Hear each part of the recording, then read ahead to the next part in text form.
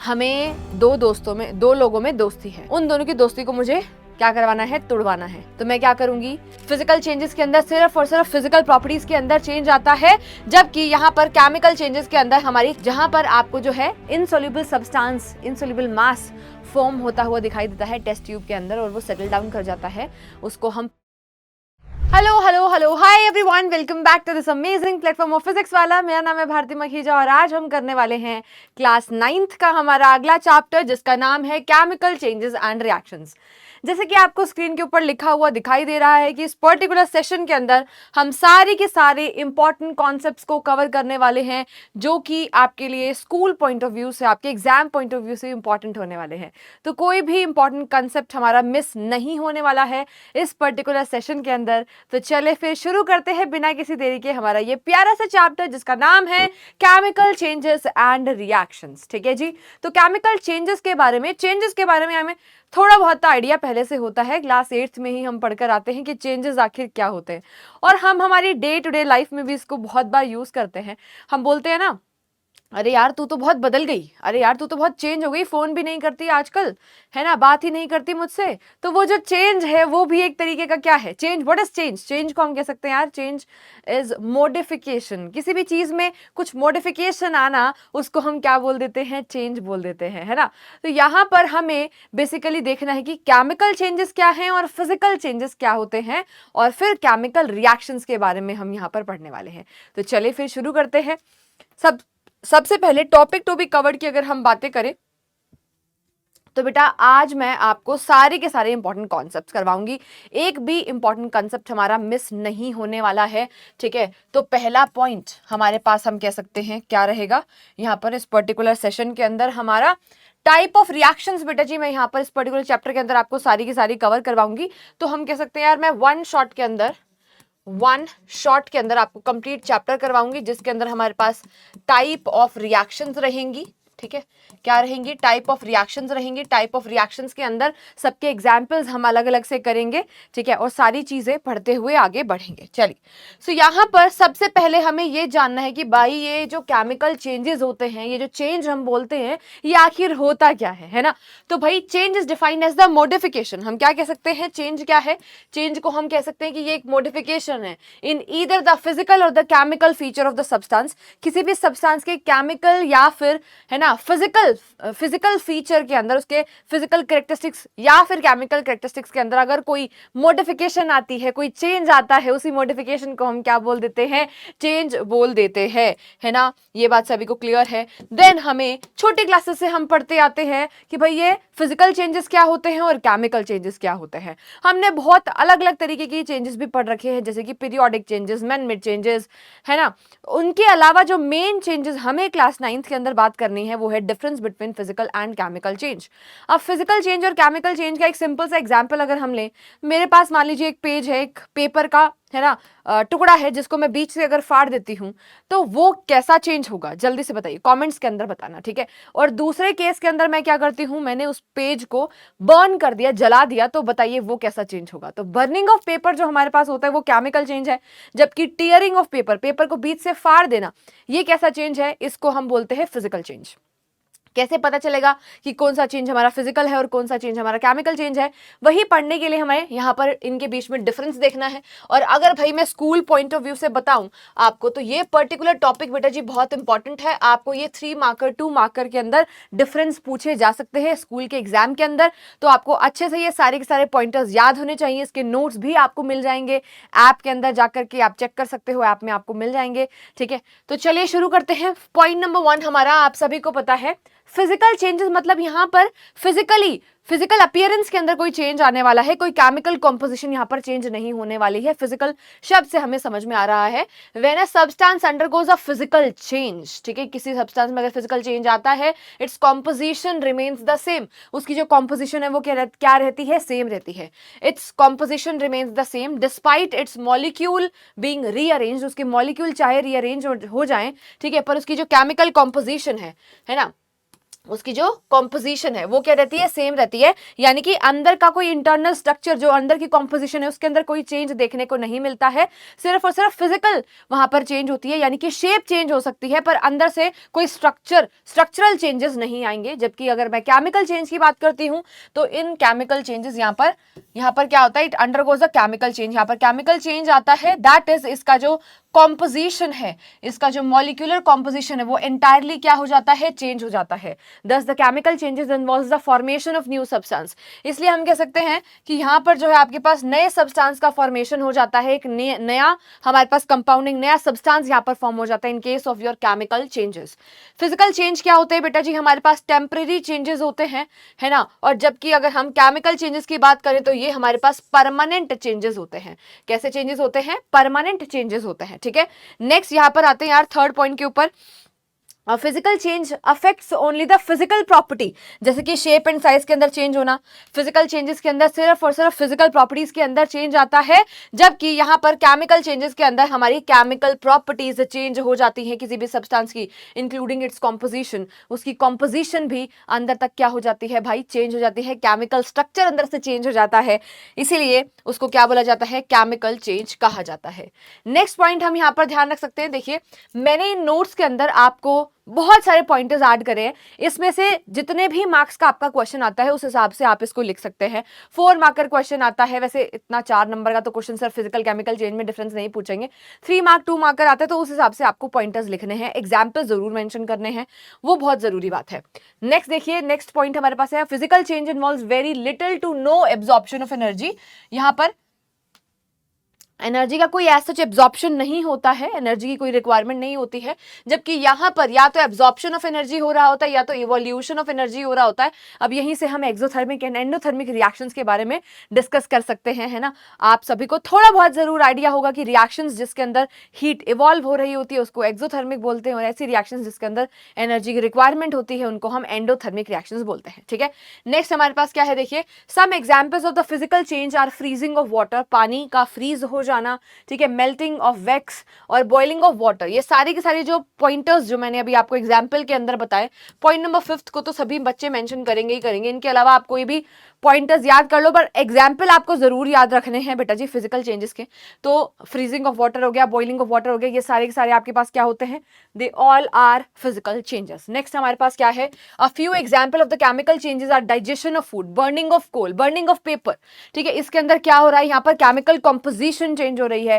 कर्डिंग of milk, milk का curd के अंदर कन्वर्जन होना, यहाँ पर भी पूरा केमिकल स्ट्रक्चर हमारा अंदर से चेंज हो जाता है और एक नया सब्सटेंस का फॉर्मेशन होता है, ठीक है जी। नेक्स्ट हमारे पास है, generally physical changes do not involve the production of energy. यहाँ पर कोई भी ना तो एब्जॉर्प्शन ऑफ एनर्जी है ना तो प्रोडक्शन ऑफ एनर्जी है, पर इस केस में आप सभी को पता है हीट कई बार रिलीज हो रही होती है हमारे पास केमिकल प्रोसेस के अंदर, केमिकल रिएक्शन के अंदर साउंड प्रोड्यूस हो सकती है ना, और लाइट प्रोड्यूस हो सकती है जैसे कि कंबशन रिएक्शंस के अंदर। तो ये सारे के सारे पार्ट, ये जो पॉइंटर्स है, ये किसके अंदर आएंगे, हमारे केमिकल चेंजेस के अंदर आएंगे, ठीक है जी। आगे चलते हैं, in a physical change no new substances form, physical change के अंदर कोई भी नया सब्सटेंस फॉर्म नहीं होता, और ये वाला पॉइंट तो हम बचपन से लिखते आ रहे हैं, बचपन से याद करते आ रहे हैं, तो ये इंपॉर्टेंट भी है। और केमिकल चेंजेस के अंदर हमारे पास नया सब्सटेंस, एक न्यू प्रोडक्ट का फॉर्मेशन यहां पर हो जाता है। Physical changes easily reversible, physical changes easily reversible होते हैं, केमिकल चेंजेस आर इरिवर्सिबल और original substance can not be recovered. इतने आसानी से इनको आप रिकवर नहीं कर सकते हो अगर एक बार केमिकल कन्वर्जन हो चुका है, केमिकल चेंज हो चुका है। देखिए, आई होप आप सभी को ये सारे पॉइंटर्स क्लियर हो गए होंगे। इनफ पॉइंटर्स है, लगभग 8 पॉइंट ऑफ डिफरेंस मैंने आपको बता दिए हैं, ठीक है। तो आपको इनमें से उठा लेने हैं अपने हिसाब से, 4 से 5 पॉइंट आपको याद होने चाहिए, प्लस में ये 5th पॉइंट जिसके अंदर मैं एग्जाम्पल मेंशन कर रखे हैं, ये तो मोस्ट इंपॉर्टेंट है, ये तो याद होना ही होना चाहिए, ठीक है जी। चलिए आगे चलते हैं। नेक्स्ट हमारे पास आते हैं यार केमिकल चेंजेस के अंदर ही हम यहाँ पर, जैसा कि हमने बात करी कि केमिकल चेंजेस किसी पर्टिकुलर केस में कोई केमिकल चेंज हो रहा है या नहीं हो रहा, ये कैसे पता चलेगा। आपके माइंड में ये क्वेश्चन आना चाहिए कि क्या इस पर्टिकुलर सब्सटेंस का कोई केमिकल स्ट्रक्चर के अंदर चेंज आया है, क्या यहाँ पर कोई केमिकल स्ट्रक्चर चेंज हुआ है, इंटरनल स्ट्रक्चर चेंज हुआ है। अगर आपका आंसर उसका येस आता है, इसका मतलब क्या है कि येस वहां पर कोई केमिकल चेंज हुआ है, ठीक है। सो यहाँ पर अब the property that involves a change in the chemical composition, जहां पर केमिकल कॉम्पोजिशन के अंदर कोई इंटरनल चेंज आता है तो समझ जाना यस वहां पर कोई केमिकल सब्सटेंस सब्सटेंस, वहां पर कोई केमिकल प्रोसेस हुई है, वहां पर कोई केमिकल चेंज हो रहा है। अब ये केमिकल चेंज वाया अ पाथवे, एक पाथवे को फॉलो करती है और उसी पाथवे को हम क्या बोलते हैं, केमिकल रिएक्शन कहते हैं। जैसे कि यहाँ पर बर्निंग ऑफ कोल ले लीजिए, बर्निंग ऑफ पेपर ले लीजिए, ठीक है, बर्निंग ऑफ कार्बन ले लीजिए, कुछ भी आप ले सकते हो बेटा जी, है ना। And reaction with the acids, acids के साथ कोई रिएक्शन अगर आप कर रहे हो, दोनों अलग अलग है। बर्निंग रिएक्शन विद एसिड नहीं है भाई, ठीक है, कहीं तुम सोचो इकट्ठा एक कॉमा बीच में लगा रखा है भाई, ठीक है। बर्निंग ऑफ कार्बन ले लो, बर्निंग ऑफ कोल ले लो, बर्निंग ऑफ चारकोल ले लो, ठीक है। तो अब यहाँ पे कार्बन प्लस में ऑक्सीजन को जब हमने यहाँ पर क्या करा, रिएक्शन कराया, तो this is example of combustion reaction, है ना। यहाँ पर आपके पास कार्बन डाइऑक्साइड का फॉर्मेशन होगा, है ना, कार्बन डाई ऑक्साइड का फॉर्मेशन होगा। तो कार्बन और साथ में ऑक्सीजन मिलकर के कार्बन डाइऑक्साइड आपको यहाँ पर दे देते हैं। आई होप आप सभी को अच्छे से क्लियर हो गया है। Let's move to the next topic, next pointer, chemical change. A chemical change involves a chemical reaction. Yes, this point is very very important. मैंने आपको पहले ही बताया कि भाई केमिकल चेंज है, हमें समझ में आ गया कि केमिकल चेंज क्या होता है। वो केमिकल चेंज वाया अ पाथवे जाने वाला है, किसी पाथवे को वो फॉलो करेगा, उसी पाथवे को हम क्या बोलते हैं, उसी पाथवे को बोला जाता है केमिकल रिएक्शन। ठीक है जी, तो प्लीज इसको आप मार्क कर लीजिए। A chemical change involves a chemical reaction. Chemical change किस चीज को इन्वॉल्व करता है, केमिकल रिएक्शन को इन्वॉल्व करता है। अब ये केमिकल रिएक्शन आखिर क्या होती है, हमें वो समझना है ना। तो देखिए, a chemical reaction is the process of breaking the chemical bonds. Chemical reaction के अंदर हमारे पुराने बॉन्ड टूटते हैं, नए बॉन्ड्स का फॉर्मेशन होता है, breaking of bonds and formation of new bonds, ठीक है, जिसके अंदर एक नया प्रोडक्ट हमें मिलता है। ठीक है जी, देखिए, a chemical reaction is the process of breaking the chemical bonds of reaction substance, या फिर आप कह सकते हो रिएक्टेंट सब्सटेंसेस जो हमारे पास होते हैं, उनके बॉन्ड्स टूटते हैं and formation of bonds in the product, और नए बॉन्ड्स बन करके हमें नया प्रोडक्ट देते हैं। जैसे फॉर एग्जांपल मेरे पास ए और ए है, ठीक है, साथ में मेरे पास बी और बी है, इनके बीच के जो बॉन्ड हैं वो क्या करेंगे बेटा जी, ब्रेक करे, पुराने बॉन्ड टूटे, और यहां पर ए और बी के बीच में, ए और बी के बीच में नए बॉन्ड का फॉर्मेशन हुआ। ये क्या है बेटा जी, हमारे पास न्यू बॉन्ड, ये क्या है हमारे पास, new bond formation, new bond formation.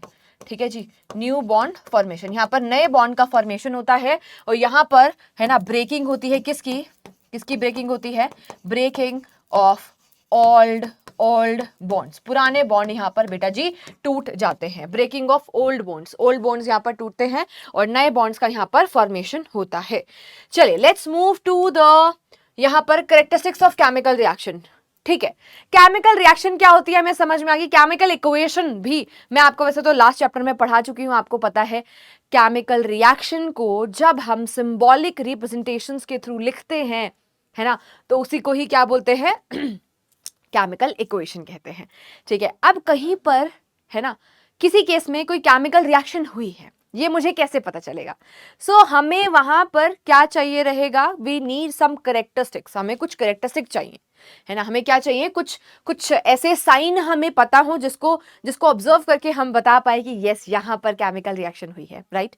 तो सबसे पहला कैरेक्टरिस्टिक हमारे पास होता है इवोल्यूशन ऑफ गैस, यानी कि अगर हमें किसी केस में गैस बाहर निकलती हुई दिखाई देती है, गैस अगर बाहर रिलीज हो रही है, उसके बबल्स हमें दिखाई दे रहे हैं, तो इट शोज कि यस यहाँ पर क्या हुई है, यहाँ पर कोई केमिकल रिएक्शन हुई है। तो in many chemical reaction one of the product is a gas. ठीक है, बहुत सारी केमिकल रिएक्शंस के अंदर हमें है ना ऐसा होता है कि एक प्रोडक्ट हमारे पास क्या हो, गैसियस प्रोडक्ट हो। जैसे फॉर एग्जांपल यहाँ पर जिंक प्लस में H2SO4 मेटल है, और जब भी हम इसको है ना एसिड के साथ रिएक्शन करवाते हैं तो हमें यहाँ पर सॉल्ट एंड साथ में हाइड्रोजन गैस मिलती है।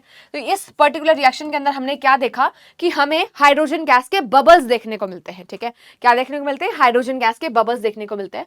तो यहाँ पर हाइड्रोजन गैस के बबल्स बाहर निकलते अगर आपको दिखाई दे रहे हैं, है ना, तो ये क्या शो करता है, ये कंफर्म करता है कि यस यहाँ पर कोई तो केमिकल रिएक्शन हुई है ना। चलिए आगे चलते हैं। नेक्स्ट हमारे पास क्या है, चेंज इन कलर। कलर के अंदर चेंज अगर हो जाए तो इससे सुंदर और प्यारा विजिबल चेंज क्या हो सकता है हमारे लिए, राइट। तो भाई अगर आपको किसी प्रोसेस के अंदर कोई चेंज इन कलर या डिसअपियरेंस और अपीयरेंस ऑफ न्यू कलर दिखाई देता है, तो इट शोज कि यस वहां पर कुछ तो केमिकल है ना लोचा हुआ है, कुछ तो केमिकल रिएक्शन हुई है। तो certain chemical reactions are characterised by the change in the colour of the reactant, change in colour of the reactant. ठीक है, तो यहाँ पर जो है रिएक्टेंट के कलर के अंदर अगर कोई चेंज हो जाता है, जैसे फॉर एग्जांपल आयरन को कॉपर सल्फेट के साथ हमने रिएक्शन करवाया, कॉपर सल्फेट का कलर होता है बेटा जी ब्लू, ठीक है। इसको आयरन के साथ रिएक्शन करवाएंगे तो ये आपस में रिएक्शन करके FeSO4 का फॉर्मेशन कर लेते हैं। यहाँ पे आयरन ने कॉपर को, है ना, यहां से डिस्प्लेस कर दिया है और FeSO4 का फॉर्मेशन हो गया है। ये ब्लू कलर का था, अब यहाँ पर FeSO4 का जो कलर होता है वो हल्का सा, है ना, पेल ग्रीन कलर देखने को मिलता है, तो ब्लू से ग्रीन के अंदर आ गया, या फिर हम कह सकते हैं कि disappearance of blue colour shows कि यहाँ पर कुछ तो केमिकल लोचा हुआ है, कुछ तो केमिकल रिएक्शन यहाँ पर हुई है। चलिए, साथ में यहाँ पर जो कॉपर है वो बाहर, है ना, निकल जाएगा सॉलिड की फॉर्म में एंड इसका डिपोजिशन शुरू हो जाता है ना। तो यहाँ पर लिखा है कॉपर रेड जो है वो डिपॉजिट हो जाता है, हमें देखने को मिलेगा डिपॉजिट होने लगेगा। चलिए नेक्स्ट हमारे पास है भाई, थर्ड हमारे पास आता है, थर्ड कैरेक्टरिस्टिक है हमारे पास फॉर्मेशन ऑफ प्रेसिपिटेट। प्रेसिपिटेट का फॉर्मेशन होना, प्रेसिपिटेट का मतलब होता है बेटा जी आपके पास इनसोल्यूबल मास का फॉर्मेशन होना। क्या होना? इनसोल्यूबल मास का फॉर्मेशन होना। तो certain chemical reactions are characterised by formation of insoluble solid, ठीक है, फॉर्मेशन ऑफ इनसॉल्युबल सॉलिड। भाई इनसॉल्युबल सॉलिड को ही हम क्या बोलते हैं? प्रेसिपिटेट कहते हैं। यानी कि आफ्टर रिएक्शन अगर मुझे टेस्ट ट्यूब के अंदर कुछ इनसॉल्युबल मास दिखाई देता है तो मैं ये कंफर्म कर सकती हूँ कि यस यहाँ पर कोई तो केमिकल रिएक्शन हुई है, ठीक है। तो यहाँ पर एग्जाम्पल आपको दो एग्जाम्पल दे रखे हैं। फर्स्ट एग्जाम्पल के अंदर हमने सिल्वर नाइट्रेट ले लिया है, NaCl के साथ इसको रिएक्शन करवाया है, तो यहाँ पर सोडियम और नाइट्रेट आपस में जुड़ के सोडियम नाइट्रेट का फॉर्मेशन करेंगे, Ag और Cl आपस में जुड़ करके AgCl के व्हाइट कलर के प्रेसिपिटेट यानी कि व्हाइट कलर का सॉलिड मास यहां पर फॉर्म करते हैं। नेक्स्ट हमारे पास है यहाँ पर FeSO4 को NaOH के साथ रिएक्शन करवाएंगे तो बेटा यहाँ पर आयरन का हाइड्रोक्साइड बनता है ना। फेरस हाइड्रोक्साइड का कलर थोड़ा सा डर्टी ग्रीन होता है, तो यहाँ पर ग्रीन कलर का इनसोल्युबल मास आपको दिखाई दे रहा है। यहाँ पर इसके एरो को हमने डाउन साइड इसलिए लगाया क्योंकि ये इनसोल्युबल मास नीचे जाकर के टेस्ट ट्यूब में सेटल डाउन कर जाता है, ठीक है। तो यहाँ से हमें कंफर्म होता है कि यहाँ पर कुछ इनसोल्युबल हमारे पास अगर मास बन रहा है तो इट शोज कि यस हमारे पास यहाँ पर कोई केमिकल रिएक्शन हुई है, ठीक है। चलिए इसके बाद हम आगे मूव करेंगे हमारे अगले कैरेक्टरिस्टिक्स के ऊपर जो कि है चेंज इन स्टेट। स्टेट के अंदर अगर कोई चेंज होता है ना, हमने जो फिजिकल स्टेट ले रखी थी यहाँ पर गैसेस, यहाँ पर भी गैसेस प्रोडक्ट हमें सॉलिड स्टेट के अंदर मिलता है, तो इट शोज कि यस यहाँ पर कोई अगेन केमिकल चेंज हुआ है। तो चेंज इन स्टेट भी हमारे पास एक वो हो जाएगा, है ना, एक कैरेक्टरिस्टिक हो जाएगा। चलिए अब आपने अगर कैरेक्टरिस्टिक्स पढ़ लिया, आपको कैरेक्टरिस्टिक्स समझ में आ गए हैं कि कौन कौन से कैरेक्टरिस्टिक्स को देख करके वी कैन कंफर्म कि यहाँ पर कोई केमिकल रिएक्शन हुई है, ठीक है। अब यहाँ पर हमें टाइप ऑफ केमिकल रिएक्शंस को समझना है कि कौन कौन से अलग अलग टाइप की रिएक्शंस हमारे पास होती है ना, डिफरेंट डिफरेंट केमिकल रिएक्शंस कौन कौन सी होती है। तो सबसे पहले हमारे पास आता है यहाँ पर डायरेक्ट कॉम्बिनेशन और सिंथेसिस रिएक्शंस भी इसको बोला जाता है। डायरेक्ट कॉम्बिनेशन का मतलब हमारे पास होता है कि हमारे पास दो सब्सटेंसेस है, जैसे A और B आपस में डायरेक्टली कंबाइन होकर A भी हमें मिल गया, राइट, उसको बोलते हैं हम डायरेक्ट कॉम्बिनेशन रिएक्शन। देखिए तो यहाँ पे डेफिनेशंस की अगर मैं बात करती हूँ भाई, आपको ध्यान रखनी है, पेपर में याद होनी चाहिए आपको, ठीक है, पूछा जा सकता है। A reaction in which 2 or more substances combine together, है ना, ऐसी रिएक्शन जिसके अंदर दो या दो से ज्यादा कंपाउंड आपस में दो या दो से ज्यादा सब्सटेंसेस, सॉरी मैंने कंपाउंड बोल दिया, दो या दो से ज्यादा सब्सटेंसेस आपस में कंबाइन हो जाते हैं, है ना, to form a single substance, एक सिंगल सब्सटेंस बनाते हैं, ठीक है। तो इसको हम कॉम्बिनेशन और सिंथेसिस रिएक्शन बोलते हैं। जैसे A प्लस में B गिव्स AB, ये हमारे पास क्या है? डायरेक्ट कॉम्बिनेशन और we can say synthesis reaction, ठीक है। तो यहाँ पर डायरेक्ट कॉम्बिनेशन के we have lots of examples, जिसमें सबसे पहला एग्जांपल हम यहाँ पर करेंगे, कार्बन और ऑक्सीजन को हमने यहाँ पर रिएक्शन करवाया तो मुझे यहाँ पर जुड़ करके क्या मिलता है? कार्बन डाइऑक्साइड मिलता है। एंड ये कंबशन रिएक्शन का भी एग्जाम्पल है, आपने पहले भी पढ़ रखा है ये वाली चीज। साथ में यहाँ पर हीट भी रिलीज होती है, ठीक है। तो यहाँ पर कार्बन और ऑक्सीजन दो रिएक्टेंट्स आपस में मिलकर के एक प्रोडक्ट जब दे रहे होते हैं तो उसको हम कॉम्बिनेशन रिएक्शन या फिर डायरेक्ट सिंथेसिस रिएक्शन भी कहते हैं, ठीक है। चलिए नेक्स्ट यहाँ पर है ना, नेक्स्ट हमारे पास यहाँ पर क्या है भाई, है ना, एक और एग्जाम्पल जो कि काफी ज्यादा इंपॉर्टेंट है। अगर मैं आपके एग्जाम पॉइंट ऑफ व्यू से बात करती हूँ तो यहाँ पर आप इंपॉर्टेंट मार्क भी कर सकते हैं। देखिए जब हम क्विक लाइम, दैट इज जो कैल्शियम ऑक्साइड होता है उसको क्या बोलते हैं हम, क्विक लाइम कहते हैं ना। तो अगर मैं क्विक लाइम को रिएक्शन करवाती हूँ किसके साथ बेटा जी, कंबाइन करती हूँ पानी के साथ, वाटर के साथ, तो मुझे यहाँ पर कैल्शियम हाइड्रोक्साइड मिलता है। क्या मिलता है, कैल्शियम हाइड्रोक्साइड, और साथ में बहुत ज्यादा अमाउंट में क्या होती है, हीट इवॉल्व होती है। तो यहाँ पर भी हमें दो रिएक्टेंट जुड़ करके एक प्रोडक्ट दे रहा है, इसको हम क्या बोलते हैं, इसका कॉमन नेम होता है बेटा जी क्विक लाइम, इसको हम क्विक लाइम कहते हैं। और इसको हम क्या बोलते हैं, इसको हम बोलते हैं स्लेक्ड लाइम, इसको हम क्या बोलते हैं, स्लेक्ड लाइम कहते हैं। क्या सभी को क्लियर हो रहा है, ये हमारे पास क्विक लाइम है और ये हमारे पास क्या है, स्लेक्ड लाइम है, ठीक है। और ये यूज होता है, यूज्ड फॉर वाइट वॉशिंग, ठीक है, वाइट वॉशिंग, व्हाइट वॉशिंग में इसको यूज किया जाता है ना। और स्लेट लाइम इसको क्या कहा जाता है, इसका कॉमन नेम जो है, this is also example of your combination reaction. यहाँ पर भी दो रिएक्टेंट से एक प्रोडक्ट आपको मिल रहा है, पर यहाँ पर इंपॉर्टेंट बात यहाँ ये है कि यहाँ पर लार्ज अमाउंट में हीट इवॉल्व होती है। तो this is also example of your exothermic reaction. Also ये क्या है, एक्सोथर्मिक रिएक्शन है। क्या है, एक्सोथर्मिक रिएक्शन का भी ये एग्जाम्पल है, ठीक है। किसका एग्जाम्पल है, एक्सोथर्मिक रिएक्शन का भी ये क्या है, एग्जाम्पल है। तो ये भी आपको पता होना चाहिए क्योंकि लार्ज अमाउंट में यहाँ पर हमें हीट निकलती हुई दिखाई देती है। आगे चलते हैं, नेक्स्ट यहाँ पर हमारे पास क्या है, देखो इसी के ऊपर ये इन कॉम्बिनेशन, इन दोनों रिएक्शन को हम कॉम्बिनेशन में पढ़ते हैं हमें हमेशा। क्विकलाइम के अंदर पानी मिलाया, कैल्शियम का हाइड्रोक्साइड हमें मिल जाता है, साथ में लार्ज अमाउंट में हीट रिलीज होती है। अब जैसे ही मैंने इस कैल्शियम हाइड्रोक्साइड को यानी कि स्लेक्ड लाइम को व्हाइट वॉश की तरह वॉल के ऊपर अप्लाई करा, तो आपसे क्वेश्चन ये पूछा जा सकता है कि आफ्टर सम टाइम हमें शाइनी व्हाइट लेयर क्यों दिखाई देती है। क्योंकि भाई वॉल्स एटमॉस्फेयर में है, आपको पता है, तो आसपास हमारे पास कार्बन डाइऑक्साइड गैस है। तो जो कैल्शियम हाइड्रोक्साइड हमने यूज करा है वो एटमॉस्फेयर में प्रेजेंट CO2 के साथ रिएक्शन करके कैल्शियम कार्बोनेट का फॉर्मेशन करता है, और कैल्शियम कार्बोनेट व्हाइट कलर का सब्सटेंस होता है, ठीक है। अब due to formation of calcium carbonate, ये रिएक्शन वहां पर देखने को मिलती है हमें, कैल्शियम हाइड्रोक्साइड CO2 के साथ रिएक्शन करके कैल्शियम कार्बोनेट और साथ में वाटर रिलीज कर देता है। ये जो कैल्शियम कार्बोनेट बेटा जी आपके पास है, ठीक है, तो ये कैल्शियम कार्बोनेट की वजह से शाइनी व्हाइट लेयर आपको यहाँ पर दिखाई देती है। The layer of calcium carbonate formed gives a shiny finish, एक शाइनी फिनिश आपको यहाँ पर ये जरूर देता है, ठीक है जी। चलिए इतनी बात क्लियर हो गई, तो let's move to the next reaction, that is your decomposition reaction. नाम से समझ में आ रहा है यहाँ पर ब्रेक डाउन हो रहा होगा, डीकॉम्पोजिशन हो रहा होगा। मान लेते हैं मेरे पास कोई सब्सटेंस AB है, वो टूट करके A एंड B अगर आपको देता है तो उसको हम क्या बोलते हैं, डीकॉम्पोजिशन रिएक्शन कहते हैं।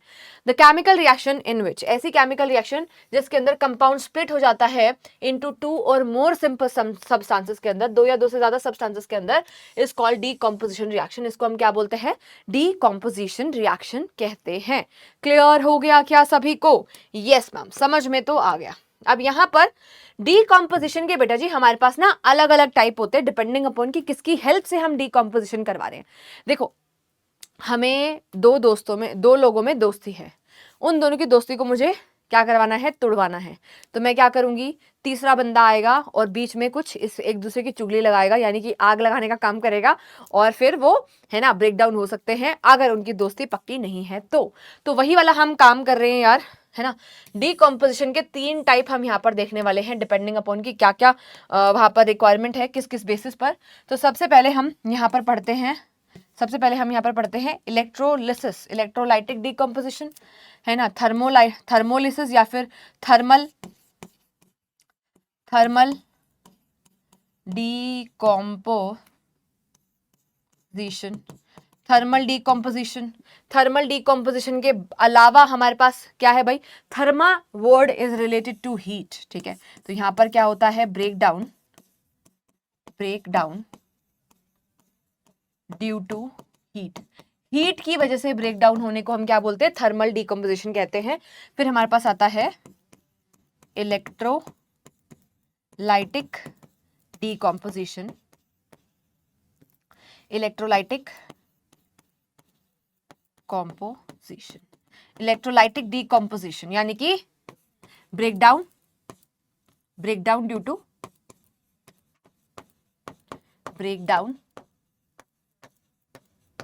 Due to electric current,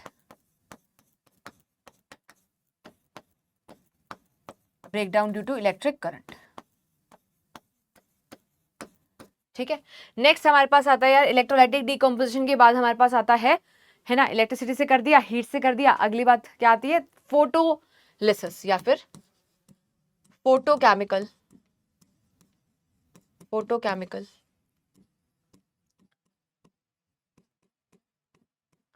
photochemical decomposition. ठीक है, क्या है ये, ब्रेक डाउन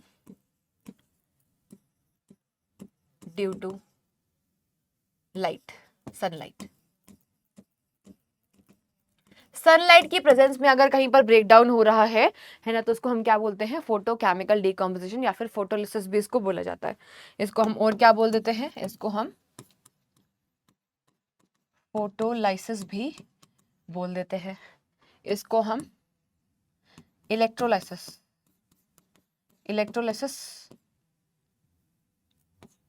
लिसिस बोल सकते हैं, इसको हम thermolysis,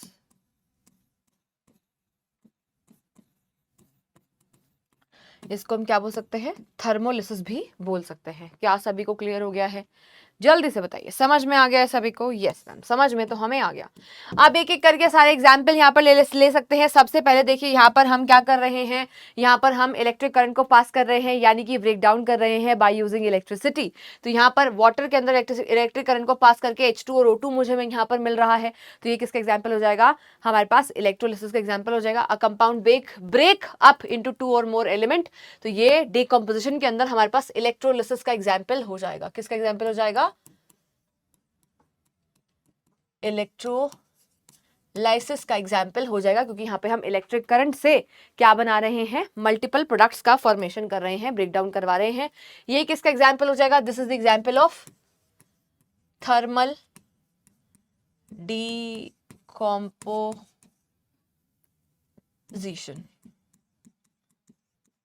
this is the example of thermal decomposition. Clear है जी? तो कैल्शियम कार्बोनेट को हीट करा, कैल्शियम ऑक्साइड, और आपको क्या मिल जाता है, यहाँ पर CO2 मिल जाता है। इसको हम क्या बोलते हैं, थर्मल डीकम्पोजिशन बोलते हैं। नेक्स्ट यहाँ पर डेफिनेशंस भी हमें करनी है। तो पहला एग्जाम्पल देखिए, पहली डेफिनेशन हम यहाँ पर देखेंगे, a chemical reaction in which a single substance breaks up into 2 or more simple substances by heat. ये अगर नहीं लिखोगे तो भाई नंबर कटने पक्के हैं। ठीक है, क्योंकि हमें यहाँ पर थर्मोलिसिस एक्सप्लेन करना है, तो कैसे ब्रेक डाउन करवा रहे हैं, हीट से ब्रेक डाउन करवा रहे हैं, ये बताना बहुत ज़्यादा ज़रूरी है। दोनों एग्जाम्पल आप यहाँ पे कर सकते हो। मेरे पास यहाँ पर आयरन का हाइड्रोक्साइड है, हीट करा, मुझे Fe2O3 और साथ में वाटर मिल जाता है। आगे भी मैंने आपको इसके एग्जाम्पल करवाए हैं, 2 एग्जाम्पल यहाँ पर हो गए हैं। ये इन एग्जाम्पल में से आपको 2 एग्जाम्पल तो याद होंगे तो अच्छा रहेगा, मिनिमम 2 एग्जाम्पल्स तो आपको याद होने ही चाहिए। नेक्स्ट हमारे पास है इलेक्ट्रोलाइटिक डीकम्पोजिशन और electrolysis. The reaction involves the decomposition of substance when the electricity is used. जब हम इलेक्ट्रिसिटी पास करते हैं तब अगर कोई ब्रेक डाउन होता है, डीकम्पोजिशन होता है, तो उसको हम क्या बोलते हैं, इलेक्ट्रोलाइटिक डीकम्पोजिशन कहते हैं। NaCl में मैंने जैसे ही इलेक्ट्रिसिटी को पास कराया, Na एंड Cl मुझे यहाँ पर मिल जाता है, तो ये आपके पास इलेक्ट्रोलाइटिक डीकम्पोजिशन का एग्जाम्पल है। एक और एग्जाम्पल जो कि अभी अभी हमने देखा भी था, ये एग्जाम्पल काफी ज्यादा इंपॉर्टेंट है। ठीक है, वाटर को जब हमने इलेक्ट्रोलिसिस करवाया तो मुझे हाइड्रोजन एंड ऑक्सीजन मिलती है। बाय व्हाट वॉल्यूम, ये पूछ लिया जाता है ना, तो 2:1 बाय वॉल्यूम में यहाँ पर आपके पास हाइड्रोजन एंड ऑक्सीजन रिलीज हो रही होती है। ये हाइड्रोजन गैस है और ये ऑक्सीजन गैस है। ये कई बार आपसे रेशियो इसका पूछ लिया जाता है, तो ये रेशियो जो है इंपॉर्टेंट है, ये रेशियो इंपॉर्टेंट है, ये आपको यहाँ पर ध्यान रखना है। 2:1 बाय वॉल्यूम के अंदर यहाँ पर हाइड्रोजन एंड ऑक्सीजन गैस आपके पास रिलीज हो रही होती है। नेक्स्ट, ये तो हम कर चुके हैं, ये भी हम कर चुके हैं। नेक्स्ट है यार फोटोकेमिकल डीकम्पोजिशन और फोटोलिसिस भी इसको कहा जाता है। क्या लिखेंगे, decomposition reaction which happens because of the light, और वी कैन से सनलाइट। जो डीकम्पोजिशन सनलाइट के प्रेजेंस में होता है, सनलाइट की वजह से होता है, उसको फोटोलिसिस और फोटो डीकम्पोजिशन रिएक्शन कहते हैं। यहाँ पर इसके एग्जाम्पल की बात करें तो अगर यहाँ पर हम है ना AgBr ले लेते हैं, सॉलिड सब्सटेंस है AgBr, जैसे ही सनलाइट पास करी इसके ऊपर Ag प्लस में Br2 यहाँ पर आपको अलग अलग देखने को मिलता है, तो ये एग्जाम्पल आपको याद रखना है। इंपॉर्टेंट है। एक और एग्जाम्पल यहाँ पर AgCl का ले लेते हैं। AgCl को जब हम यहाँ पर सनलाइट पास करवाते हैं तो मुझे Ag प्लस में Cl2 मिल जाता है। ये भी हमें क्या देखने को मिलता है बेटा जी यहाँ पर, दिस इज ऑल्सो ये हमें क्या रिप्रेजेंट कर रहा है, यहाँ पर क्या रिप्रेजेंट कर रहा है भाई, जल्दी से बोलिए क्या रिप्रेजेंट कर रहा है। ये पेरोक्साइड का डिकम्पोजिशन नहीं है, है ना। यहाँ पर हम क्या कर रहे हैं, decomposition of AgCl, decomposition of your AgCl का डिकम्पोजिशन कर रहे हैं,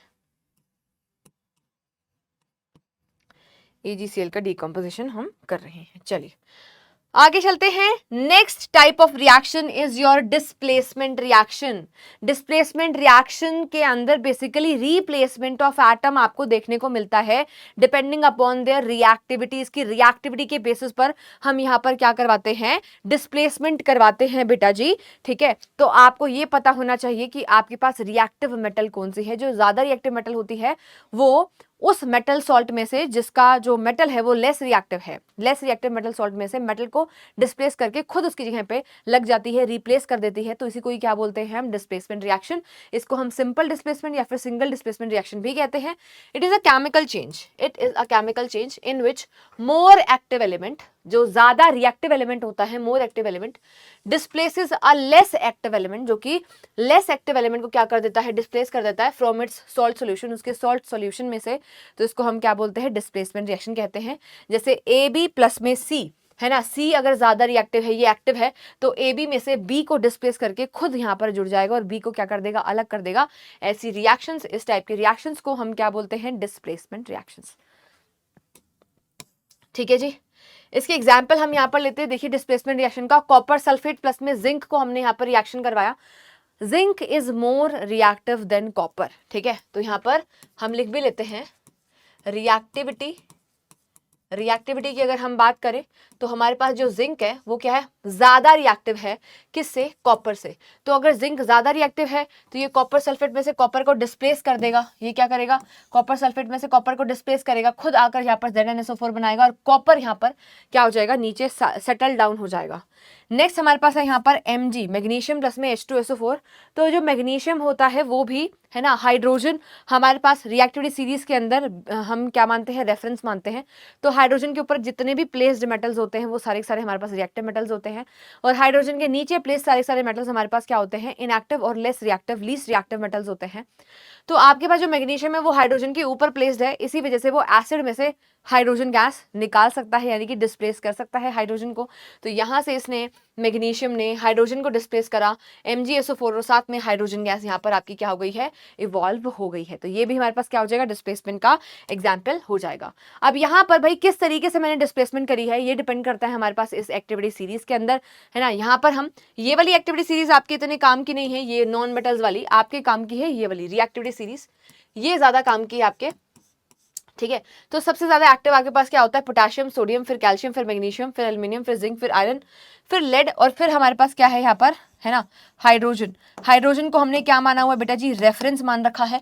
हाइड्रोजन के नीचे प्लेस सारे के सारे क्या होते हैं हमारे पास, लीस्ट रिएक्टिव होते हैं, लिख रखा है यहाँ पर क्या होते हैं, ये लीस्ट एक्टिव मेटल्स होते हैं। They are most active metals, इनको क्या कहा जाता है, ये काफी ज्यादा एक्टिव मेटल्स यहाँ पर हमारे पास हैं, ठीक है। तो ठीक है जी। देखिए अब मैं आपको इसकी ट्रिक भी एक लिखवा देती हूँ, आपको लर्न किस तरीके से यहाँ पर करना है, ठीक है। देखिए यहाँ पे पोटेशियम से हम यहाँ पर शुरू करने जा रहे हैं, मैं कलर चेंज कर लेती हूँ, ठीक है, कलर चेंज कर लेते हैं। देखिए पोटेशियम से P से हम याद करेंगे प्लीज, P से हम याद करने वाले हैं यहाँ पर प्लीज, ठीक है, प्लीज, ठीक है। S से हम याद क्या, सोडियम कैसे क्या याद करेंगे, stop, please stop calling, please stop calling me a zebra. I, iron के आई से याद करेंगे आई, लाइक, है ना। लेड के एल से क्या याद करेंगे, like, I like her, I like her, ठीक है, आई लाइक हर। हाइड्रोजन के H से हर। फिर हमारे पास नीचे क्या याद करना है, C से CHAAP, ये क्या बन गया, चाप। सोया चाप नहीं होता, चाप, इस तरीके से याद करेंगे। Please stop calling me a zebra, I like her, यहाँ तक। उसके बाद आई लाइक हर तक याद करने के बाद हर के नीचे क्या आ रहा है हमारे पास, चाप आ रहा है। सी से हमारे पास कॉपर है, एच से हमारे पास एच जी है, ए से ए जी, ए दूसरे वाले ए से ए यू, और लास्ट वाला मेरे पास क्या है, प्लेटिनम है। तो अब मैंने आपको यहाँ पर एक बात बताई, हाइड्रोजन मेरे पास क्या होता है, क्या माना जाता है, रेफरेंस माना जाता है। हाइड्रोजन के ऊपर प्लेस जितने भी हमारे पास एलिमेंट्स होते हैं, they all are active elements और एक्टिव मेटल्स, इनको कहा जाता है। हाइड्रोजन के नीचे जितने भी प्लेस होते हैं, दे आर इनएक्टिव, और we can say least reactive element होते हैं, ये लीस्ट रिएक्टिव एलिमेंट होते हैं, ठीक है। तो यहाँ पर हाइड्रोजन के नीचे वाले कैसे याद करवाए मैंने आपको, CH A यहाँ पर इस C से मेरे पास क्या याद रखना है तुम्हें, कॉपर, ठीक है। H से तुम्हें क्या याद रखना है यहाँ पर, Hg, पहले वाले A से सिल्वर याद रखेंगे, Ag, है ना। फिर आपके पास A, दूसरे वाले A से आप याद रखेंगे Au, और लास्ट में P से आप याद रखेंगे प्लेटिनम, ठीक है। तो आपको एक चीज और यहाँ पर ध्यान रखनी है कि जैसे जैसे हम यहाँ पर डाउन द रिएक्टिविटी सीरीज जाते हैं, जैसे जैसे हम क्या जाते हैं, डाउन द रिएक्टिविटी सीरीज जाते हैं, आपके पास रिएक्टिविटी जो है वो क्या कर जाती है, डिक्रीज करने लगती है, ठीक है। तो डाउन, इसको इलेक्ट्रोकेमिकल सीरीज बोलते हैं, down the reactivity series, down the reactivity series, down the reactivity series, जैसे जैसे हम नीचे की ओर जाएंगे, down the reactivity series, activity of metal decreases. Activity of metal क्या हो जाएगी, डिक्रीज हो जाएगी। एक्टिविटी ऑफ मेटल क्या हो जाती है, डिक्रीज हो जाती है। आई होप आप सभी को ये वाला समझ में आ गया है सिस्टम सारा के सारा, ठीक है। तो यहाँ पर हमने बात करी थी यार, किसकी बात करी थी लास्ट वाली रिएक्शन के अंदर, जिंक की और कॉपर की, है ना। तो आप देख सकते हो जिंक अगर कॉपर से ऊपर प्लेस्ड है ना, तो जिंक क्या हो जाएगा, ज्यादा रिएक्टिव हो जाएगा कॉपर से, इसी वजह से जिंक ने कॉपर को क्या कर दिया था, डिस्प्लेस कर दिया था, ठीक है। चलिए ये बात भी आपको याद हो गई है। तो नेक्स्ट हमारे पास आता है यार डबल डी कॉम्पोजिशन। यहाँ पर म्यूचुअल एक्सचेंज ऑफ आयंस आपको देखने को मिलता है, 2 बार डिस्प्लेसमेंट यहाँ पर देखने को मिलती है। इसकी definition exam point of view से इंपॉर्टेंट है, जैसा कि है ना, यहाँ पर हमने लिखा भी है कि इंपॉर्टेंट, ठीक है। तो चलिए मार्क करते हैं यहाँ पर, this is a type of chemical change in which 2 compounds in a solution react to form 2 new compounds, जिसके अंदर 2 रिएक्टेंट्स आपस में कंबाइन करते हैं, रिएक्शन करते हैं और 2 नए कंपाउंड्स का फॉर्मेशन करते हैं। कैसे, बाय म्यूचुअल एक्सचेंज। ये जो शब्द मैंने लिखा यहाँ पर mutual exchange, this is very very important, by mutual exchange of radicals का आपस में म्यूचुअल एक्सचेंज यहाँ पर होता है। Double decomposition reaction is also called as double displacement reaction.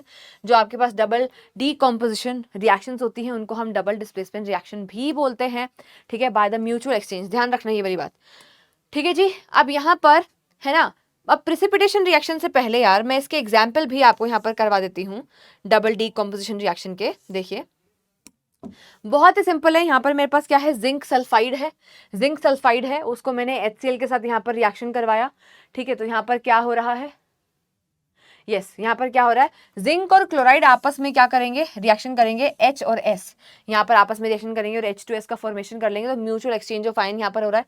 यहाँ पर आयरन और सल्फेट और हाइड्रोजन और सल्फाइड अगेन आपस में क्या करेंगे, 2 बार म्यूचुअल एक्सचेंज करेंगे और हमें यहाँ पर प्रोडक्ट दे देंगे, क्या मिलेगा, FeSO4 और साथ में H2S आपको मिल जाएगा। यहाँ पर इस केस में जिंक और क्लोराइड आपस में जुड़ेंगे, जिंक क्लोराइड का फॉर्मेशन हो रहा है और साथ में यहाँ पर H2S अगेन रिलीज हो रहा है। आई होप आप सभी को क्लियर हो गया है। Let's move to the next point. अच्छा जी, नेक्स्ट हमारे पास है यार डबल डीकम्पोजिशन रिएक्शन के हमें 2 टाइप्स देखने हैं, 2 अलग अलग टाइप हमारे पास होते हैं। पहला टाइप हमारे पास होता है प्रेसिपिटेशन रिएक्शन, यानी कि ऐसी डबल डीकम्पोजिशन रिएक्शन, यानी कि हम कह सकते हैं ऐसी डबल डिस्प्लेसमेंट रिएक्शन जहां पर 2 बार सॉरी, जहां पर आपको जो है इनसोल्यूबल सब्सटेंस, इनसोल्यूबल मास फॉर्म होता हुआ दिखाई देता है टेस्ट ट्यूब के अंदर और वो सेटल डाउन कर जाता है, उसको हम प्रेसिपिटेशन रिएक्शन कहते हैं। यानी कि जहां पर इनसोल्यूबल मास बन जाए, जहां पर प्रेसिपिटेट बन जाती है, उसको प्रेसिपिटेशन रिएक्शन कहते हैं। इसकी डेफिनेशन भी इंपॉर्टेंट है, आपको आनी चाहिए। देखिए किस तरीके से यहाँ पर आपको ये लर्न करना है।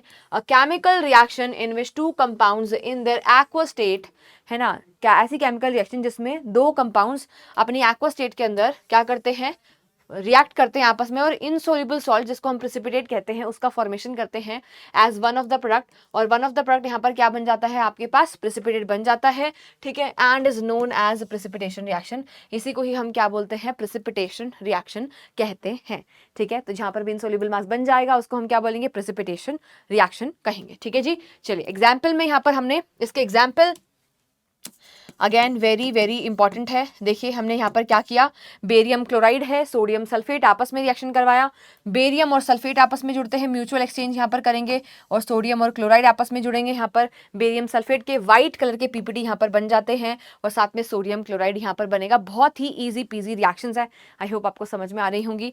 नेक्स्ट है कॉपर सल्फेट और H2S को रिएक्शन करवाते हैं, तो कॉपर और सल्फाइड आपस में जुड़ेंगे, H और SO4, H2SO4 का यहाँ पर फॉर्मेशन होगा, तो H2SO4 और साथ में कॉपर सल्फाइड के ब्लैक कलर के पीपीटी बनते हैं। इनके कलर्स भी आपको याद रखेंगे तो एक अच्छा, है ना, प्रेजेंटेशन आप करके आ पाएंगे अपने एग्जाम के अंदर। और ये कई बार डायरेक्टली इनके कलर भी पूछ लिए जाते हैं MCQ वगैरह के अंदर, तो आपको इनके कलर्स भी याद होने चाहिए, पता होने चाहिए। नेक्स्ट है हमारे पास डबल डीकॉम्पोजिशन का ही, यानी कि डबल डिस्प्लेसमेंट रिएक्शन का ही दूसरा टाइप, जिसको हम बोलते हैं न्यूट्रलाइजेशन रिएक्शन।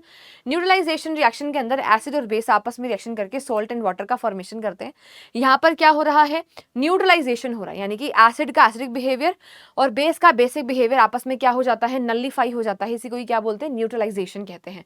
जैसे फॉर एग्जाम्पल मैंने यहाँ पर NaOH लिया जो कि बेस है, HCl लिया जो कि क्या है, एसिड है, तो यहाँ से H और OH मिल करके वाटर का फॉर्मेशन करते हैं, साथ में Na और Cl जुड़ करके NaCl बना लेते हैं, साथ में वाटर रिलीज हो गया है।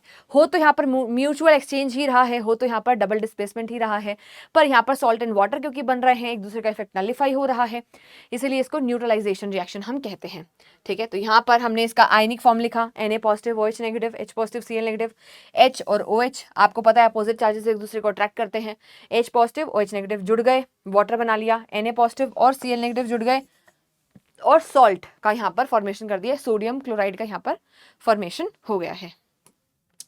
नेक्स्ट चलते हैं यार, energy changes in the chemical reaction. Energy changes के बारे में, जैसे किसी पर्टिकुलर रिएक्शन के अंदर अगर हीट एब्जॉर्ब हो रही है, या किसी पर्टिकुलर रिएक्शन में अगर हीट बाहर निकल रही है, रिलीज हो रही है ना, या तो एब्जॉर्प्शन या तो रिलीज ऑफ एनर्जी हो रहा है, तो ऐसी रिएक्शंस को हम कहाँ पर पढ़ते हैं, एनर्जी चेंजेस के अंदर पढ़ते हैं। तो in every chemical change or a chemical reaction, change in energy involve, change in energy वहां पर होता है। There is a difference between the chemical energies of reactant and product. यहाँ पर chemical energy of reactant and product के अंदर आपको कुछ ना कुछ, है ना, डिफरेंस यहाँ पर देखने को मिलता है। This energy can be in the form of heat, ये एनर्जी जो है हीट, लाइट और साउंड की फॉर्म में या इलेक्ट्रिसिटी की फॉर्म में हो सकती है, ठीक है। चलिए तीनों फॉर्म्स के अंदर हो सकती है। Every substance has a fixed amount of stored energy. हर एक सब्सटेंस के अंदर अपने अंदर एक fix amount of stored energy होती है ना, उसके पास प्रेजेंट होती है, which is in the form of potential energy. अब ये आपने फिजिक्स के अंदर पढ़ रखा होगा कि उस स्टोर्ड एनर्जी का नाम क्या होता है भाई, उसको हम पोटेंशियल एनर्जी कहते हैं, ठीक है। अब वो स्टोर्ड एनर्जी, है ना, क्योंकि केमिकल प्रोसेस के अंदर हम इस चीज को देख रहे हैं, तो उसी स्टोर्ड एनर्जी को हमने क्या बोला है, हमने केमिकल एनर्जी कहा है, क्योंकि वो एक केमिकल सब्सटेंस है, ठीक है जी। चलिए दो टाइप के रिएक्शंस मैंने बोला यार आपके पास हीट चेंजेस के अंदर, एक्सोथर्मिक, एक्सो कहाँ से आया, एग्जिट, थर्मिक मतलब हीट, जहाँ जिस पर्टिकुलर रिएक्शन में हीट एक्सो करती है यानी कि एग्जिट करती है वो एक्सोथर्मिक है। एंडो मतलब अंदर, थर्मिक मतलब हीट। जब जिस पर्टिकुलर रिएक्शन में हीट की रिक्वायरमेंट होती है यानी कि एब्जॉर्प्शन ऑफ हीट होता है, उसको हम एंडोथर्मिक रिएक्शन कहते हैं। नेक्स्ट एक्सोथर्मिक के एग्जाम्पल विद डेफिनेशन, काफी ज्यादा इंपॉर्टेंट। देखिए, a chemical reaction in which heat is given out, जहां पर हीट बाहर निकलती है उसको हम एक्सोथर्मिक रिएक्शन कहेंगे, जैसे कार्बन प्लस में ऑक्सीजन CO2 और साथ में आपके पास हीट इवॉल्व हो रही होती है। नेक्स्ट हमारे पास है मीथेन एंड ऑक्सीजन आपस में रिएक्शन करके यहाँ पर CO2 एंड वाटर का फॉर्मेशन करते हैं, तो इस केस में भी आपके पास क्या निकलती है, हीट रिलीज हो रही होती है। This is also example of combustion of hydrocarbon, यहाँ पर हाइड्रोजन एंड कार्बन दोनों प्रेजेंट है, तो इसलिए वाटर भी रिलीज हो रहा है। इस केस में सिर्फ और सिर्फ कार्बन प्रेजेंट है, इसलिए ऊपर वाली रिएक्शन में सिर्फ और सिर्फ CO2 कार्बन डाइऑक्साइड गैस का फॉर्मेशन हो रहा है। नेक्स्ट हमारे पास है यार calcium oxide, that is quicklime, water के साथ रिएक्शन करवाया, हीट रिलीज हो रही है, दैट इज यहाँ पर this is also your exothermic reaction, ये भी एक्सोथर्मिक एग्जाम्पल हो जाएगा। अगेन जहां पर भी हीट रिलीज होगी वो एग्जाम्पल किसका हो जाएगा, हमारे पास एक्सोथर्मिक का एग्जाम्पल हो जाएगा। चलिए नेक्स्ट यहाँ पर this is very very important यार, ये काफी ज्यादा इंपॉर्टेंट है, एग्जाम पॉइंट ऑफ व्यू से पूछा जा सकता है आपसे, ठीक है। Why respiration reaction is your exothermic reaction, comment on it, ऐसा क्वेश्चन आ सकता है। उसमें आपको ये पूरा कंटेंट यहाँ पर लिखकर आना पड़ेगा। आप सभी को पता है हमें जीने के लिए वी नीड एनर्जी, और जब हम रेस्पिरेशन करते हैं तो जो हम ऑक्सीजन ले रहे हैं वो ऑक्सीजन क्या करती है, ऑक्सीडेशन ऑफ ग्लूकोज, जो फूड हमने खाया उस फूड के अंदर जो ग्लूकोज प्रेजेंट है उसका ऑक्सीडेशन होगा, और after oxidation of glucose C6H12O6 हमारे पास ग्लूकोज होता है। हमने जो सांस लिया रेस्पिरेशन के थ्रू, ठीक है, रेस्पिरेशन एक केमिकल फिनोमिनन है, जबकि जो ब्रीदिंग का प्रोसेस होता है वो एक फिजिकल फिनोमिनन है। आपने ये चीजें बायो में पढ़ रखी होंगी। ब्रीदिंग के अंदर सिर्फ और सिर्फ इनहेलेशन एंड एक्सहेलेशन का पार्ट आता है। इनहेल करके जो हमने ऑक्सीजन अंदर ली और उस ऑक्सीजन का अंदर केमिकली किस तरीके से काम होने वाला है उस प्रोसेस को रेस्पिरेशन कहते हैं।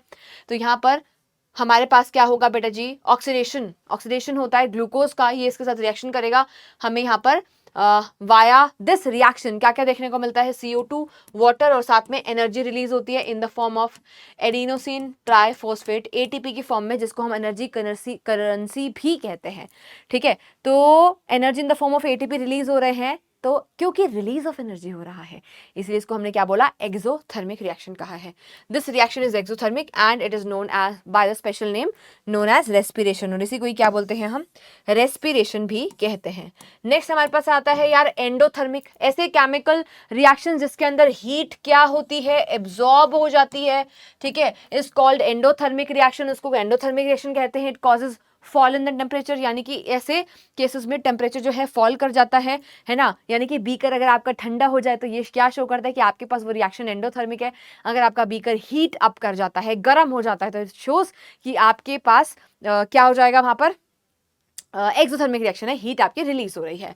तो thus such reactions can not be sustained source without supply of the energy, यानी कि इन रिएक्शंस को हम without external supply of energy इन रिएक्शंस को हम नहीं करवा सकते हैं, ये खुद ब खुद रिएक्शन होने वाली नहीं है। The need external source of energy, या तो वो एनर्जी हीट की फॉर्म में हो, लाइट की फॉर्म में हो। तो यहाँ पर हमने कार्बन प्लस में सल्फर ले लिया है, CH2 का फॉर्मेशन करा, ट्राइंगल का क्या शो कर रहा है इस रिएक्शन के अंदर, वी नीड हीट, हमें एक्सटर्नली हीट देनी पड़ेगी। नेक्स्ट रिएक्शन के अंदर अगेन हमने यहाँ पर हीट दे रखा है, विदाउट हीटिंग यहाँ पर प्रोडक्ट का फॉर्मेशन होना ही नहीं था, तो ऐसी रिएक्शंस को हम एंडोथर्मिक रिएक्शन कहते हैं। वन मोर एग्जांपल यहाँ पर आप देख सकते हो, कैल्शियम कार्बोनेट को हमने हीट करा है, हीट करके मुझे कैल्शियम ऑक्साइड मिला है यहाँ पर, और साथ में CO2 गैस। तो यहाँ पर this is also example of decomposition भी है, और अगेन इसको हम एंडोथर्मिक रिएक्शन भी बोलेंगे क्योंकि ये डीकम्पोजिशन बिना हीट के नहीं हो सकता था, ठीक है जी, यस मैम। नेक्स्ट हमारे पास आता है यार फोटोसिंथेसिस रिएक्शन, है ना। फोटोकेमिकल रिएक्शन के अंदर हमारे पास फोटोसिंथेसिस का एग्जांपल आता है। फोटोकेमिकल रिएक्शन के अंदर मैंने बोला यार ऐसी केमिकल रिएक्शन जो कि आपके पास सनलाइट की प्रेजेंस में होती है, स्पेसिफिकली उनको फोटोकेमिकल रिएक्शन कहते हैं। तो यहाँ पर कार्बन डाइऑक्साइड प्लस में वाटर, क्लोरोफिल और सनलाइट की प्रेजेंस में हमें ग्लूकोज देती है C6H12O6, साथ में वाटर और ऑक्सीजन गैस भी रिलीज होती है। तो अगेन फोटोसिंथेसिस का केमिकल रिएक्शन भी आपके लिए इंपॉर्टेंट है, आपसे पूछा जा सकता है क्या टाइप है इसका, सनलाइट की प्रेजेंस में ये रिएक्शन हो रही है इसलिए इसको हमने फोटोकेमिकल रिएक्शन के अंदर रखा है। AgNO3 में सनलाइट को पास करा, Ag हमें मिला, NO2 हमें मिला और साथ में ऑक्सीजन गैस रिलीज हो जाती है। तो this is also important reaction, ये वेरी इंपॉर्टेंट है और ये क्या है, इंपॉर्टेंट है। दोनों एग्जाम्पल आपको अच्छे से याद होने चाहिए, ठीक है। चलिए नेक्स्ट है यहाँ पे इलेक्ट्रोकेमिकल, है ना, ऐसी रिएक्शन जिसके लिए मुझे वी नीड इलेक्ट्रिसिटी, है ना। जैसे KCl में इलेक्ट्रिसिटी पास करी, K पॉजिटिव Cl नेगेटिव मुझे मिल जाएगा। वाटर में इलेक्ट्रिसिटी पास करी, मुझे यहाँ पर H2 ठीक है, hydrogen gas and oxygen gas यहाँ पर मिल जाएगा। तो दिस इज, है ना, दिस टाइप ऑफ रिएक्शन जिसके अंदर we need chemical, sorry we need electricity, है ना, उनको हमने क्या बोल दिया, इलेक्ट्रोकेमिकल बोल दिया। अच्छा, होमवर्क क्या है इस पर्टिकुलर सेशन में? मैंने आपको जितने भी एग्जाम्पल करवाए, ठीक है, आप सभी को ये सारे के सारे एग्जाम्पल्स अपनी कॉपी में लिखने हैं। ठीक है, कितनी बार लिखने हैं, कितनी बार लिखने हैं? 2 टाइम्स लिखने हैं एवरी रिएक्शन। ठीक है, हर एक रिएक्शन को आपको 2 बार अपनी कॉपी के अंदर, अपनी नोटबुक के अंदर नोट डाउन करना है, लिखना है। एक बार चाहे देखकर लिखो, दूसरी बार बिना देखे लिखनी है। ठीक है, और ये लिखने के बाद आपको लिखना है कमेंट्स के अंदर टास्क डन। ठीक है, टास्क डन आपको इस तरीके से लिखकर जाना है। ठीक है जी, क्लियर? आई होप आपका क्विक वे में, है ना, रिवीजन हो गया होगा, है ना। तो इसको हम बोलते हैं ultra pro revision, ultra pro max quick revision. I hope आप सभी का हो गया होगा। ठीक है, तो अगर मज़ा आया अल्ट्रा क्विक रिवीजन करके, है ना, तो आप मुझे कमेंट्स के अंदर हार्ट्स बनाएंगे भाई, टिंडा गैंग के मेंबर्स, है ना भाई टिंडो। तो एक तो हमारी रिवीजन हो गई। अब इस लेक्चर को कब कब यूज कर सकते हैं? एग्जाम से पहले, है ना, जब भी आपको यार बोरिंग लगता है, मुझे पता है यार बच्चों को रिवाइज करना, तो आप क्या कर सकते हैं, जब भी आपको रिवाइज करना हो, ठीक है, क्लास स्कूल जाने से पहले, it will take just 20 to 25 minutes to revise this session again via this video only। देखो, खुद से रिवाइज करोगे तो उससे तो अच्छा कुछ है ही नहीं। अगर कई बार बोरिंग लग रहा है, नहीं रिवाइज करने का मन कर रहा कॉपी में से, हल्का सा स्पीड को बढ़ाना है, हल्का सा स्पीड को 1.5x पे करना है। यार तुम मुझसे ही पढ़ रहे हो, है ना, 8th में मुझसे पढ़े, 9th में मुझसे पढ़े, बैचेस में मुझसे पढ़ रहे हो, तो भाई देखो सिंपल सी बात है, मेरी आवाज़ तुम्हें पता है कि कैसी क्या है ना, तो तुम्हें मेरी, है ना, मेरे को स्पीड भी तुम बढ़ा दोगे, तुम्हें समझ में आएगा। तो 1.5x करना स्पीड को। कुछ बच्चे मुझे पता है यार 2x पे भी देख सकते हैं। ठीक है, तो स्पीड को बढ़ाना, ईयरफोन प्लग करना और आराम से फोकस के साथ, है ना, सुनना पूरे लेक्चर को दोबारा से, आपका बढ़िया रिवीजन हो जाएगा। जब भी रिवाइज करना हो 1.5x स्पीड करो। ठीक है, और फटाफट से लेक्चर को रिवाइज कर लो। अब देखो, ये लेक्चर तो तुमने आज देख लिया, पर पहला लेक्चर जो हम करवा चुके हैं, द लैंग्वेज ऑफ केमिस्ट्री, उसको दोबारा से रिवाइज करना है। 2 काम दिए, टास्क 1, टास्क 2। टास्क 1 क्या है आपके पास? टास्क 1 ये है कि सारी रिएक्शन को 2 बार लिख करके देखना है। ठीक है, टास्क 2 क्या है? लैंग्वेज ऑफ केमिस्ट्री को दोबारा 1.5x के ऊपर देखना है। या तो अपने नोट्स में से रिवाइज करो, ठीक है, नोट्स में से रिवाइज नहीं करना तो दोबारा उस लेक्चर को देखो, स्पीड को बढ़ा करके देखना है ताकि हम फास्टली देखें। दोबारा 1 घंटा नहीं लगाएंगे, दोबारा में उसको हम कितनी देर में कर लेंगे? 45 मिनट के अंदर, 40 मिनट के अंदर उसको कवर करने की कोशिश करेंगे। स्पीड थोड़ी सी और बढ़ा दी, अगर समझ में आ रहा है तो आधे घंटे के अंदर कवर हो जाएगा। तो मिलते हैं अगले सेशन में। आई होप आपको मजा आया होगा। ठीक है, अपनी हेल्थ का ध्यान रखिए, keep learning and keep growing. Bye bye everyone.